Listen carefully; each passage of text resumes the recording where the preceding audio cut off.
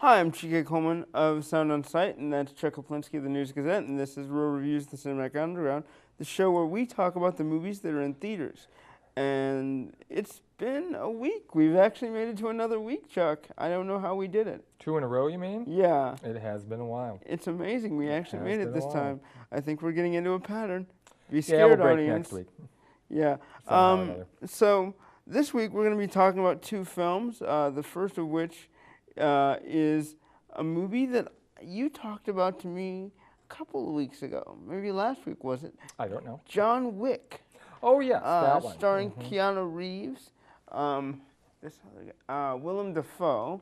Yes. My huge lady crush, Adrian Padalecki. It's about a hitman whose dog is murdered by, I don't know if it's really made clear. Are they mobsters? Are they former employers? No. Come on now. One of them is the son of the mobster. The Son head of the mobster. mobster. Okay, good. I'm assuming Son of the his mobster. friends. Son of the mobster kills his dog. This was the last remaining vestige of his passed on wife. And John goes out for some cold-hearted, fast-paced, bullet-flying revenge. Okay. And hilarity and fun ensues because you just watch Keanu Reeves take down people for an hour and a half. And I have to say, the script lines he was given in this film are so cheesy.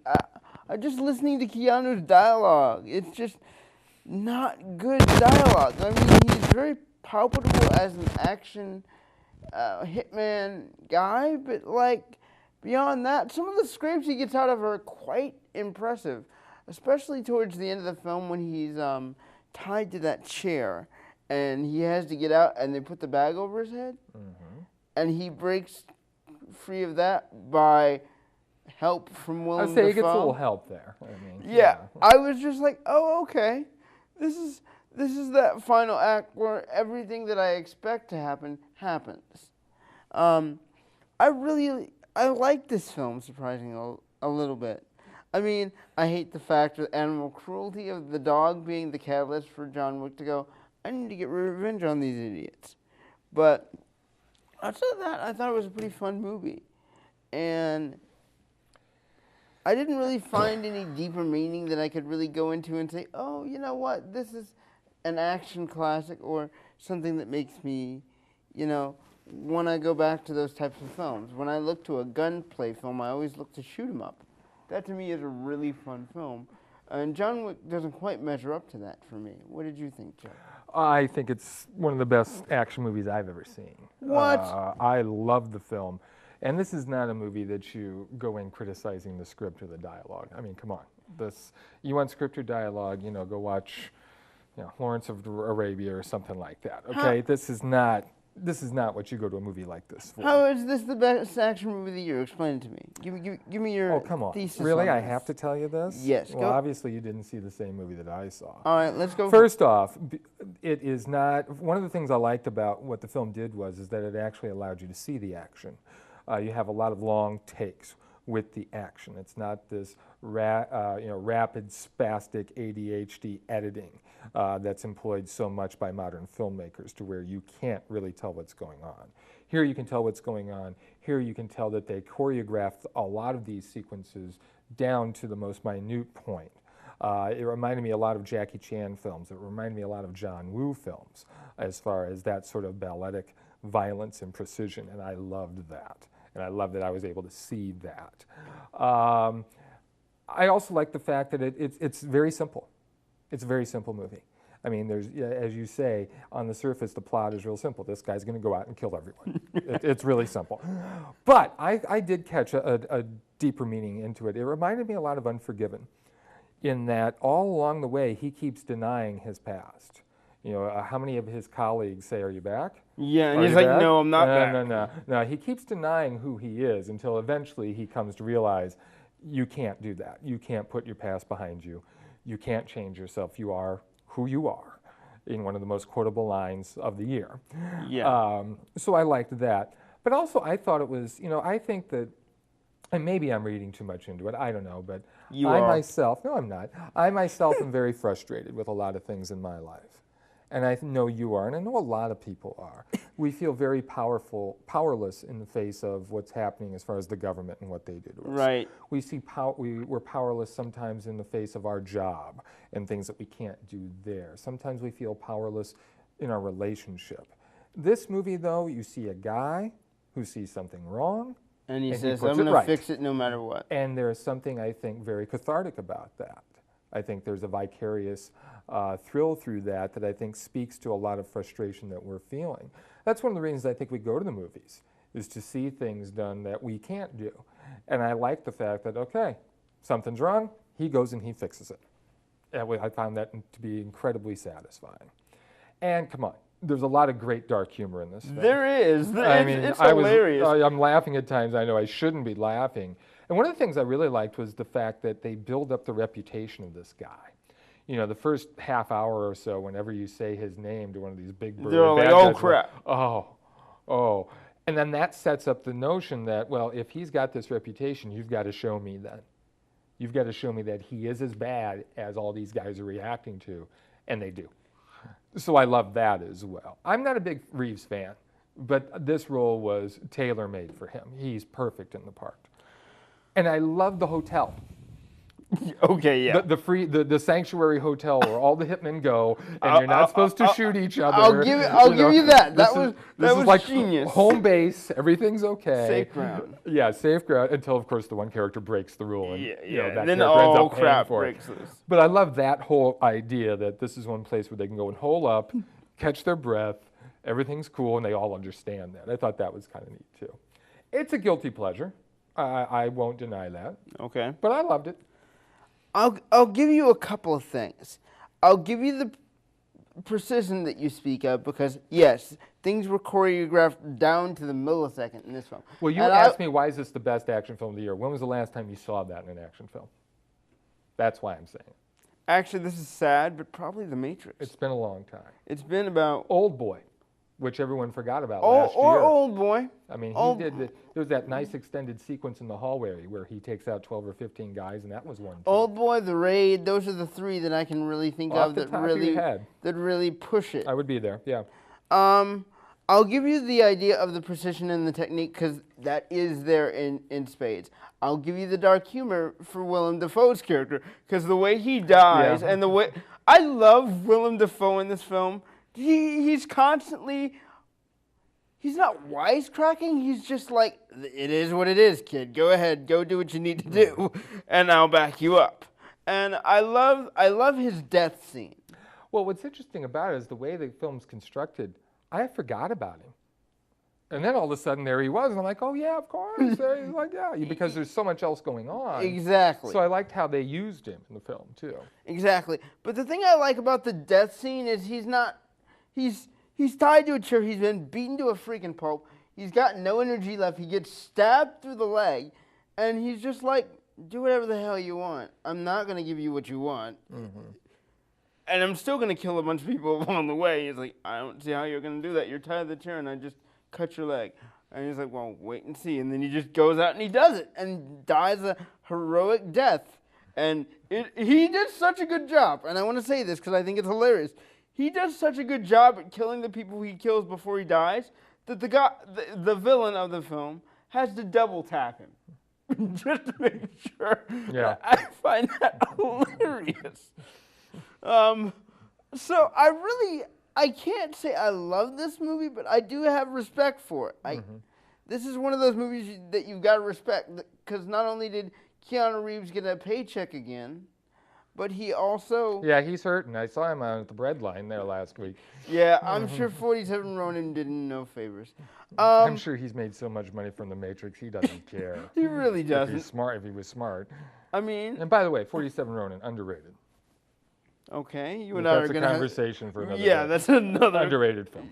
Okay, so, but I respect this film for all that it does. All its technique that it provides. And, of course, you have Adrian Palicki as Miss Parker, who... Could have been played by anyone. She could have been played by anybody, but like that actress is always going to be attractive and endlessly watchable to me. So she's like my kryptonite. I can't. That would make one of us. Okay. Yeah, just me. But you know, it's a good film. You should definitely see it if you need to see an action film this year. This would be one of the ones that I would say go see, just out of the pure fun and madness. It's a movie. It's Yeah. a movie. Yeah, You know. that's a really good way to put that. Mhm. But I would give it. I'm hesitant to go 3. I'll go 2.5. Okay, good for you. The next film, however, I think we might actually agree on, and that You would mean be, you're going to be right about this one? We'll see. We'll see. This film is titled Birdman. I don't know what the alternate title is. The unexpected virtue of ignorance, The unexpected virtue of ignorance. which is only makes sense when you get to the end. True. This film stars Michael Keaton, Emma Stone, Colin Farrell, Co- Naomi Watts, Zach Galifianakis. who is Colin Farrell in this film? Oh, I'm not Colin Farrell. I'm sorry. Edward Norton. Edward Norton. Yeah. Amy Ryan. Amy Ryan. Zach Galifianakis. Naomi Watts. I think that's it. I can't remember the other young lady's name. Andrea Rosberg. She was in Oblivion with Tom Cruise. Oh, I loved her. Wasn't she the redheaded person who was like his partner? Or was that The one who thinks that she's pregnant. Oh, yeah, her. Yeah. This film, how do I say this without, it's a complete dissection of what is right and what is wrong in film. Well, and also Broadway, too. You have to Broadway, take in too. live theater, the present state of live theater as well. This film is ultimately, in the simplest way I can put it, is a takedown piece for all of what art currently is in its state today. The film is about an actor who is spending his last dollar after making 3 superhero films in a row, doing a play that he writes, directs, and stars in, with Edward Norton's character being the lead of his play and him being a supporting character. And you meet this guy, and he basically sounds to you like a schizophrenic a little bit, because he's getting this voice in his head, and you don't know whether he's schizophrenic or whether it's a motivator for him or whether he really is this superhero who's been getting this narrative in his ear. He also has a daughter who is a recovering drug addict, played by Emma Stone, who is also his personal assistant, and together she helps him piece together this play that he is so passionate about. But you're not sure whether she believes in him or whether he has any care or feelings for her until the movie progresses some. This film is ultimately a judgment on the state of art in our world in so many different ways, especially when it comes to Hollywood blockbusters and, as you said, Broadway as a theater and what it aims to do and what it actually does. And the economics of it all really is also another thing that's touched on in a very sensible but almost covert way.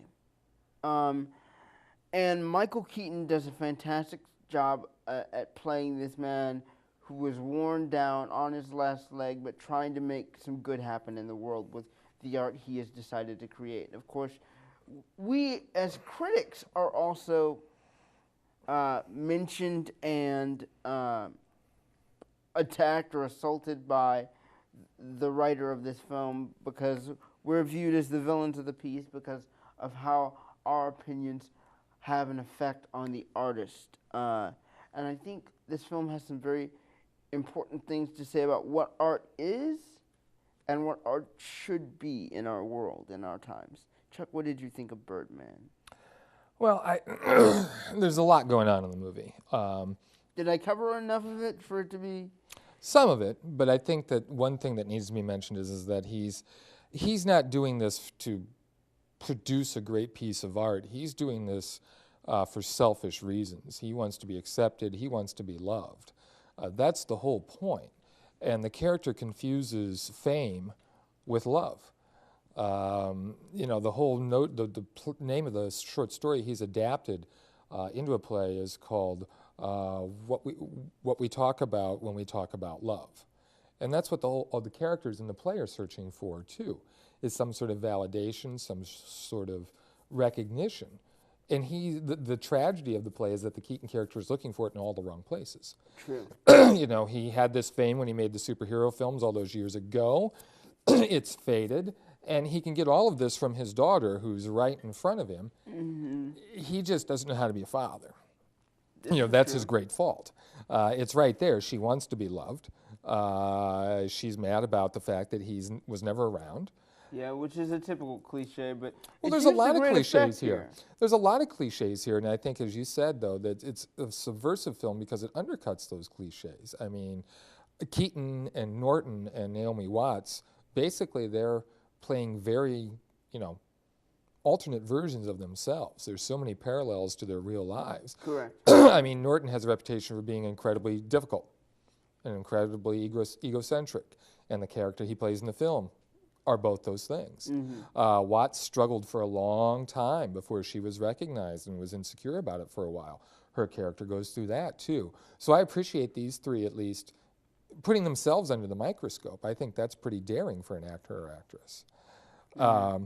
I love the fact also that the director pulls off this feat with his cinematographer of filming this in what is seemingly an unbroken take. Yeah, I didn't mention that yet because I wanted to know what you felt about that. Oh, I think it's a great metaphor because I think that it mirrors the Keaton character's search. He's constantly searching. He's constantly looking for something. He doesn't quite know what it is.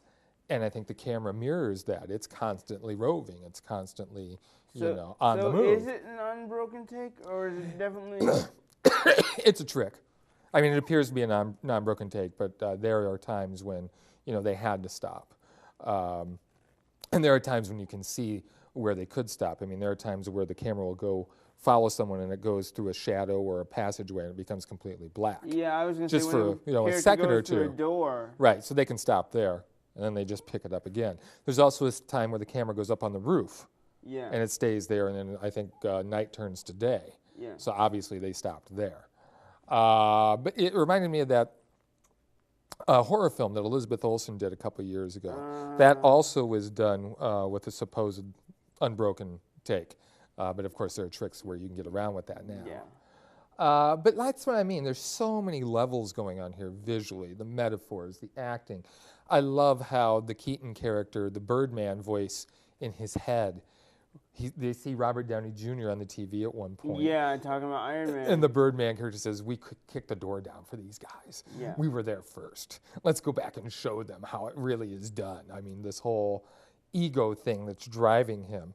And then that Birdman actually appears, I think, is great. Yeah. I mean, showing that he finally does go over to that side. Yeah. For a little while. Accepting, what his power is. Power is, quote unquote. Within his mind. Yeah. And I love how they expose the character. The character is exposed again and again. He's on stage with his fly down. Yeah. Backstage, he takes off his hairpiece. There's a sequence where he goes out the wrong door and he's in his underwear and he suddenly finds himself in Times Square. Just marching down, trying to get to the door and get through. So I love the way he enters in. He's just like, oh. Okay. Yeah. He tries to play it off. Here's the wig. All right. Oh, no gun. Oh, crap. But he's stripped bare at these moments. I mean, all this facade that he carries around is no longer there. He is the person that he is. I don't think he likes that person. Yeah, I don't think he does either, and I think that's the power of Keaton's performance in this film. I actually have a favorite scene in the film, but I'm curious to know what your favorite scene in the film is. Oh gosh, I don't know. There's so many great ones. Yeah, there are quite a few great ones. I love the moment where the Edward Norton character is great because he's a bully. He really is. Which means he's insecure, and we find out he's impotent, but not on stage. Yeah. And that, I think, is one of the key moments of the film. Everything works for him on stage. It's a great thing because that's but he's a disaster in real life. Yeah, that's what all that's what a lot of theater actors struggle with. Well, and I think they strive for. Yeah. But yeah, he's a mess in real life. but he's everything on stage. And that moment where he tries to have sex with his girlfriend on stage because it's real, Yeah. shows his confusion about reality and stage and how really screwed up he is. Yeah, and I love his conversations with Emma Stone about that. Yeah, that's about the only time where we see him almost be honest. Yeah. And I think there's a lot of beauty to that. My favorite scene overall, and believe me, there's so many great ones to choose from here, so you need to go see this film pronto. The scene where Emma Stone talks to Michael Keaton and basically breaks down why the play and his life and his relationship with her doesn't work. When that moment happened, when they're in that office having that discussion, my theater was silent. They're like, oh my God, that's so true. Well, yeah. Well, and it can apply to all of us in many regards. I like the scene where he and Norton confront each other, and the Keaton character tricks him. Yeah. Tricks him into believing something about his past that isn't the truth. I'm probably the only one in my theater who saw that coming. I'm like, he's going to fake him out in the worst way possible. And, showing him that he can play the game as well. And then they throw down and have a typical wimpy actor fight there. Yeah, except Norton gets punched in the face. Yeah, well, but still, he's okay. Yeah. This is a movie that I think you have to see more than once. There's so much going on. And I love how they incorporate Spider-Man and Iron Man in the movie. And the Transformers. Yeah. Yeah. By that point, they're just throwing it in your face like, see, look, this is what's stupid about what exists in our world. Well, and the character of the theater critic has been criticized as being a stereotype, and I think there is something to that to a certain extent. However, she plays a key role. She does. I mean, it doesn't work without her as far as putting forth this venom about what is wrong with vacuous art today, and that needs to be said. And her takedown of Keaton in the bar. Yeah, that whole sequence, is fantastic. Is vicious, but it is really good. Yeah. And I love the twist at the end then with her. Yeah. Yeah. I mean, that twist resembles Ratatouille almost. Oh, completely.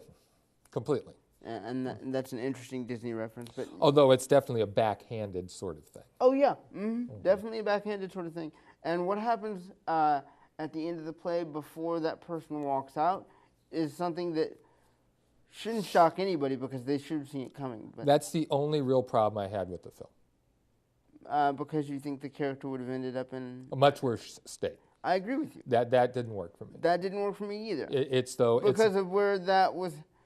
Because of where things were stationed. Yeah, unless I don't understand it correctly, and I need to go back and watch it again. Maybe there's something I don't understand, but the result of that should have been different. I guess is the only thing I should say. I would agree with you completely, and we will talk about it after the show. Is there any movie news that you think would be interesting to talk about today? Because I do have one piece of news, unless you. I wonder if we're thinking about the same thing. We probably are. I don't know. Go ahead. John Lasseter and the company. Nope, that's not what I'm thinking of. But go ahead. John Lasseter and the company of Pixar have done it again. They've decided to release a new film for 2017, and that film is Toy Story 4. Now, Chuck, you've probably seen all 3 Toy Story films. We lost power momentarily there. That's weird. What is your opinion on a 4th go-round? Is it needed? I think I was in the minority in not being overly effusive about Toy Story 3. I know people were falling all over themselves, and I said, yeah, it's good, but it's not great. I don't know. These people are very smart. There's no question about it. They revolutionized animation, but I think in the past 5 years they have run a bit out of steam. They're going to certain wells a bit too often. I hope that's not the case with this because I do love these characters. Yeah, I think the drop-off actually began, and this is going to upset a lot of people, with Monsters University. I like that one. I thought it was okay. I think the drop-off began with Cars 2. Yeah, Cars 2 which was a complete disaster. Point of drop-off. It has the impression of being a cash grab, and that worries me. Yeah, it worries me too because there's nothing to really push us forward and say, oh, this would be an interesting idea. Now, it has been 7 years. Well, and the toys have a new owner. and the toys have a new owner. But So? what other angle can you possibly play with? I don't know. Because you've already shown us the evolution of one ownership. Well, you know what though? Here's a thought. You know, a lot of those toys aren't played with anymore, being replaced by video games and things like that. That's not something And the they've really internet and explored. IMing and all that. They haven't really explored that. Maybe that's something they could do. Maybe they need to call us. Maybe so. Yeah. I wouldn't mind being on the writing staff for that. Uh-huh.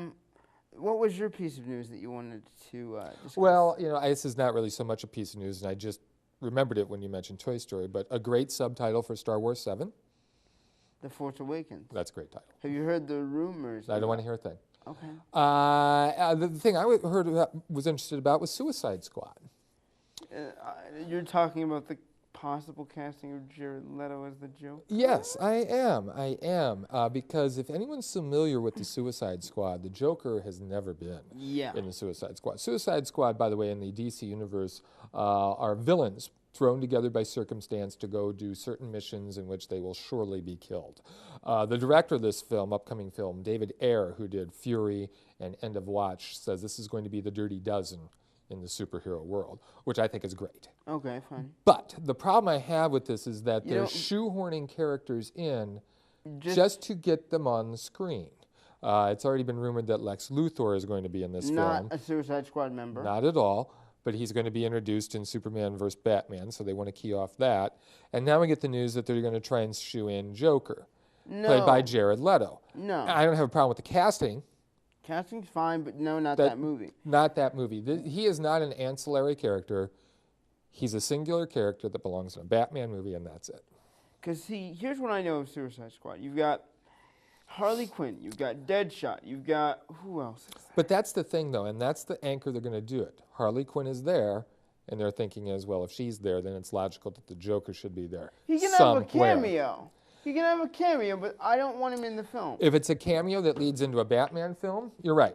That would be fine. If you cameo him, don't. That'd be fine.